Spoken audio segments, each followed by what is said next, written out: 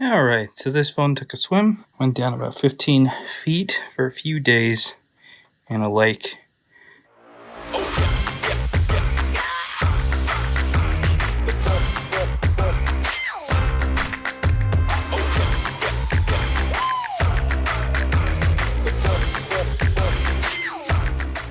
The owner popped out the SIM tray as recommended by Apple to get the process going, to hopefully help start drying it out. And one of the only few things that I would try to do, I would never try to subject this to power by plugging it in, but we could run a test real quick on the charge port to see if it or a line connected to it is affected by the water damage. And let's see what it has to say with regards to the lightning port. And we're coming back with everything good. Try that again. I saw some corrosion on the inside of the port.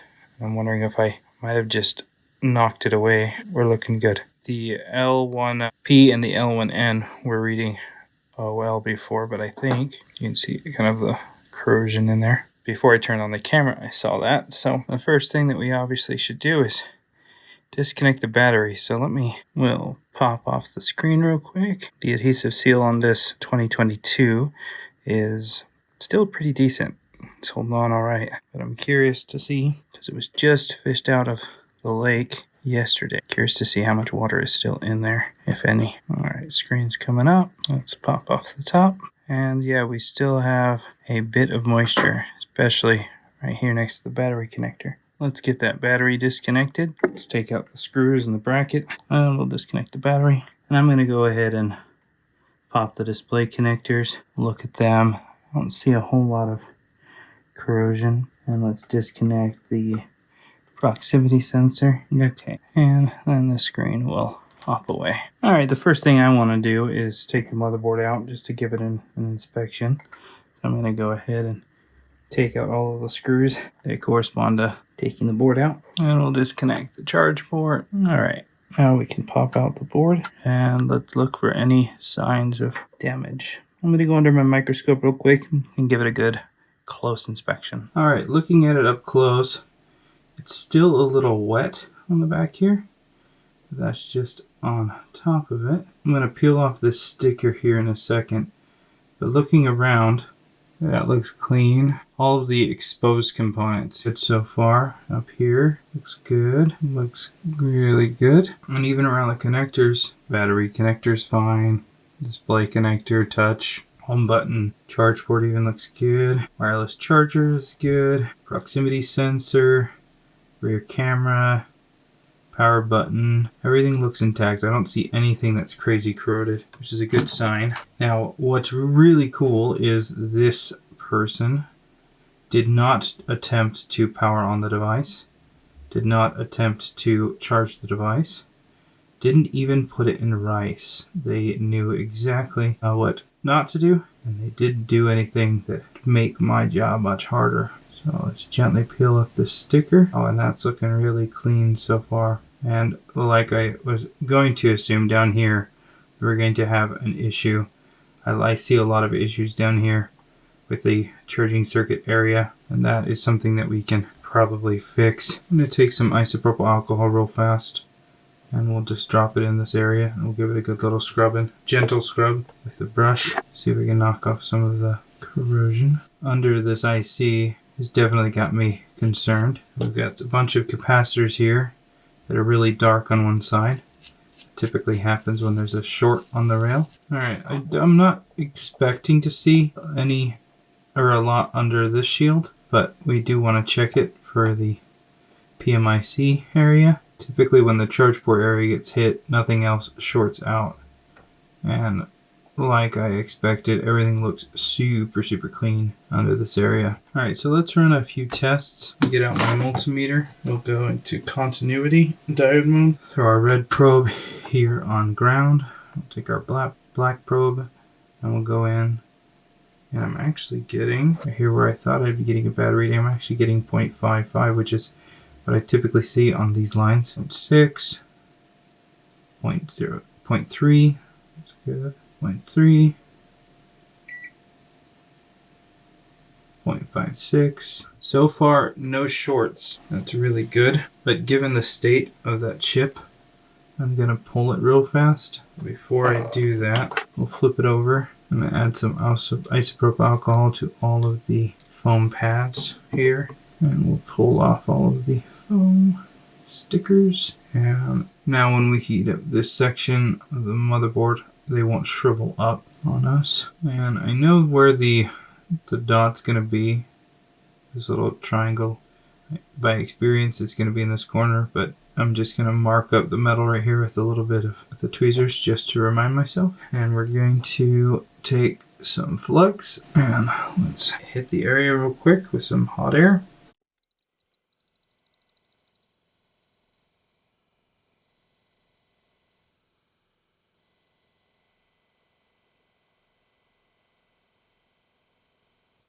Alright, so now that I've given it a reflow, I'm going to go ahead and hit it with some isopropyl alcohol now that it's cooled down. I'm going to try to... What that does with that flux is it cleans up the solder. Does that mean it's 100% under there? No, it might be fine. It might not be. I might still end up having to pull this, rebull it, or replace it. But I'm fairly confident now that the only thing wrong with this motherboard, given what I've seen, is going to be this. So if I do have to work on it, that's the area I'm going to have to pay attention to. I don't see any evidence of moisture getting into the CPU area. Typically it'll get under both the shield and the other one. If that is the case, I may end up having to pop it off if it doesn't work, but I'd rather not pop off the CPU shield until I know I have to get under there. Now there's a little bit of corrosion around this connector. Nothing that I am concerned about as far as functionality here, but what it tells me is I should look at the display connectors, see if anything happened there. And here, looking at the display connector, we just have signs of a little bit of kind of shorting out. That would have happened while the phone went underwater. You can see there's kind of corrosion on the backlight. Nothing crazy. I'd be actually surprised if there's any issues at all. Now there is a black spot on this IC here, so the display might be toast, or that might have just been a spark from water hitting the motherboard there on one of the test points to a main line. Hard to say. And then one other notorious spot for water damage is the home button. So what I'm going to do real quick is just pop off the bracket for the home button, and we'll inspect the connector, and it actually really looks clean. So I'm not concerned about the home button. I'll just reconnect that and put it back. But now I'm going to turn my attention to the battery, because that's really the only other component that we need to test on this. And the proximity sensor assembly looks okay as well. Inside the charge port is quite a bit of corrosion, so it's a little concerning, but with a quick little flush of isopropyl alcohol and brush cleaning, it might be solved. I guess while I'm at it, I might as well get out the pocket lint as well. Nasty. You can see all of the evidence of the charging circuit area, leaving corrosion, discoloration on the charge port flex. See a little bit of corrosion on this part of the charge. Just hit that with some isopropyl alcohol and a brush real quick. One of the issues with cleaning up corrosion is if you clean it really well, you might end up kicking yourself because you can't remember where it all was when you have to go to refer to it again. I'll be curious if the power button works on this, because there's plenty of corrosion right there on the power button. So I will probably prompt this phone to boot without the power button with just tweezers. But let's go test this real quick. See if we have any life. Actually, what I'll do before we test it is I'm just going to go and look at the main power rails here real fast. Alright, here's one of them. So what can I test? One of these 3 points here, or one of these 2 points. That's actually the area that some of the sparks kind of look like they came from. So if we go over, I know this is sideways, but reading 0.3 on that, which is where I would assume it to be. You can actually test the battery lines as well. So it's going to be the inner one right here. we're getting 0.3 on it, and then this data line we're getting 0.54, and then this little guy right here with 5.4, we got ground there. So as we looked around here, none of the surrounding components that I tested, and I tested all of these guys, none of them were short. So yeah, we should be good to go and test it. I wasn't really comfortable just leaving this be without knowing what was under it, so I decided to pull the chip, and everything looked good, so we can go and put it back. And I had removed this one cap because it made it easy for me to access the side of the chip, so we'll put that back as well and make sure everything snaps back into place. Alright, after working on that area a bit, I'm going to go ahead and test it real fast. See if we have to do any additional work for data recovery. Again, this is like so far what happened was best case scenario as far as if your phone is going to go swimming, what to do after. But motherboard is in. We're going to connect up the display, and we'll connect up the battery. And I'm going to take my tweezers, and we're going to prompt the phone to boot with the power button. Might be really dead, so let's go ahead and plug in the charge port. See what happens when we put power to it. Alright, and we're getting an Apple logo actually. Now that I just plugged it in quickly and see if it comes on. And it has. Do we have touch? I didn't assume we would given the condition of the display there, but the data is there, and that's all that matters right now. Alright, I have an iPhone 8 here that we can use real quick to test this display, just to rule out it being an issue with the display, seeing as this one went through water damage. So we'll go ahead and plug it in. Oh, and it looks like I need to charge this in 1 second. But while we let that charge, let's talk a little bit about the iBridge here that we're going to be using.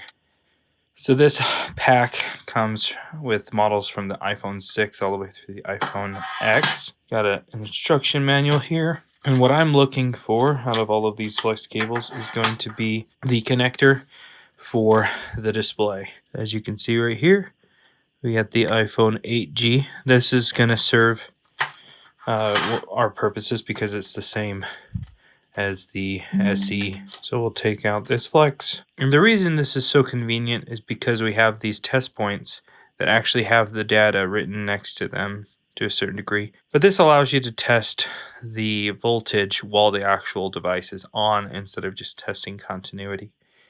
Because you can't really get a full range of what's going on just by continuity. Most of the time you can get a good idea if you've got no power to a line or a shorted line or things like that with the multimeter. But reading voltage, you need power going to the device. So we'll also be using a multimeter. Now multimeters will have, now there are a variety of different multimeters out there. The lines we're going to be testing are a 1V1 line and a 1V8 line for the touch. So on most multimeters, the safe bet is to start with a 20 volts slot. You can go down to the 2 volts if your multimeter can handle it. If it can actually detect it, you might get a finer reading. But that's how we'll do it. You take and you place your, unlike continuity mode, you take your black probe and you put that on ground, and your red probe and you put that on the test point. And when you're in continuity diode mode, you swap them. Red goes on ground, black goes on the component you're testing. But we will need to connect up the display in order to do that. And this one came on, and as you can see, we have touch. All right, so it's obviously not an issue with the screen. It's an issue with the device. So let's go ahead and plug in the display. And this connects upside down. All right, and let's see. We'll connect up the battery here. I would normally connect up a power supply, but I think this battery has enough juice real quick to allow us to test. We'll go ahead and power on the phone. There we get our Apple logo. All right, so with the multimeter, we're going to be looking at the connector here. And here we're looking for 5.7, 5.7, 5.7, 1.8. All right, 1. So here we got 1.8, but we are not getting 1.8 on number 9. So let's go take a look at the schematic real quick on number 9.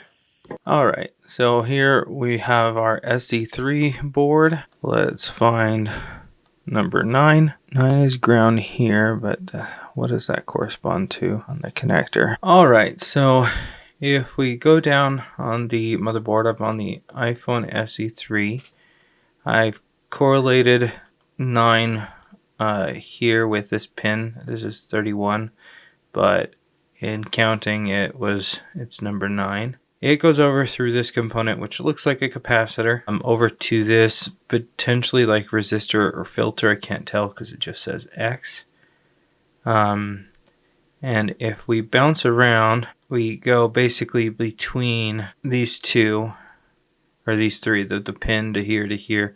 So if we jump over to the other side of this filter, I'm assuming is what it is, we got another cap here, and we bounce around, we jump up to the PMIC, which is where we're going to get the power from. So what I'm thinking is happening is the line that connects the PMIC all the way down through these components is broken. Either this component is bad. It's not probably going to be a cap because there's no short. When a cap cracks or something, typically there's a short. Now there could be some cap leakage. That might be what's going on. But my first instinct is going to be looking at this component here. And then next, if we look, let's highlight the lines. Let's see. Looks like we've got a little trace that this connects to that shoots up and dives in and comes out here through the layers, all these different layers of the board. So, and that's the top layer, which is good. Let's go into the microscope and look at this guy here. All right, and one thing I can do is pull over to the SE2020 because it's going to have the same, basically the same connector. And this actually shows me that it is the 1V8 touch line. And in this particular model, it goes to this cap. And then if we hit next, it actually jumps around to the back of the board in a very similar area to where the water damage we have in this board is.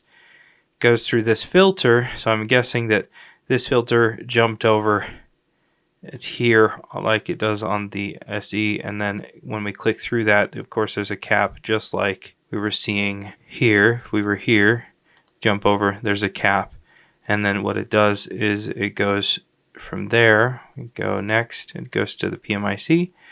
If we go over to the 2020 board, just because there isn't data yet on it, and we toggle, it goes up to the PMIC as well.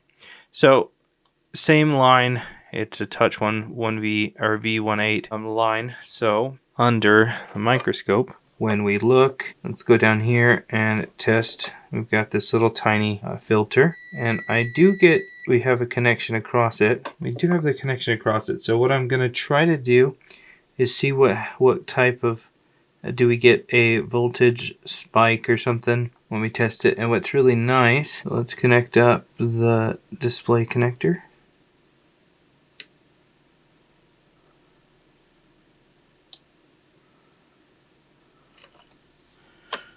We are not getting the voltage when I test on that side of the filter. I believe it's this side we need to be testing. So given that that is supposed to be a filter anyway, what I'm going to do real fast is we're just going to bridge both sides of it and see if anything changes. For this, I'm just going to take a little bit of wick and I'm going to cut just a little few hairs off the end, and we'll just grab one of them, get a little bit of flux, get out our iron, and I'm just going to break off the excess. Alright, so we got this teeny tiny wire running across the top. We'll connect back up the display, the battery, and I still have no touch. So we jump to this guy here. We still have no touch. We have no power coming through this line, which basically leads me to one of two conclusions. Either something has actually happened with the PMIC, or the trace that connects this line to the PMIC is bad. This little via that goes through here. So that's what I got to figure out now. Alright, so let's go over what I've been able to determine. Continuity is fine on all of the pins. One of the 1V8 touch lines is not getting power. The filter and the two caps that are on this line look and test good. I don't see any corrosion on the vias or the traces or anything, but we are not getting power from the PMIC. Everything else seems to be working with the phone, so let me know in the comments, what do you think is the issue? Have you run into this issue before?